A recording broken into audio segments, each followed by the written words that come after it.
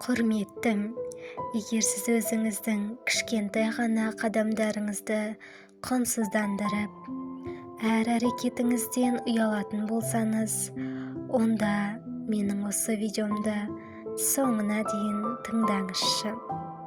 Сіз кімнен ұялуыңыз керек? Өзінің батылдығы жетпей, біреудің қадамын күлкі ететіндерден бе? Әлде өз өмірін реттей алмай, бар уақытын өзгенің өмірінен мін іздеуге жұмсайтындардан ба? Жоқ, әлде айналасына тек негатив шашып, өзінен бір жарық таба алмай жүргендерден бе? Сіз кімнен именуіңіз керек? Арманы жоқтан ба? Әлде өз арманын соңына дейін қумай, біреудің арманына күлетіндерден бе? Жоқ, әлде өз өмірін босқа өткізіп, сіздің қадамыңызды сынға алатындардан ба?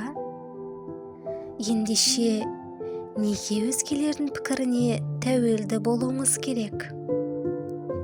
Жақсы, ешкімнің пікірі сіздің жолыңызды анықтамауы керек. Өзгенің сыны сіздің арманыңыздан биік тұрмауы тиіс. Өзіңізге сеніңіз, кішкентай ғана қадамдарыңызды бағалаңыз және өзіңіздің жолыңыздан таймаңыз.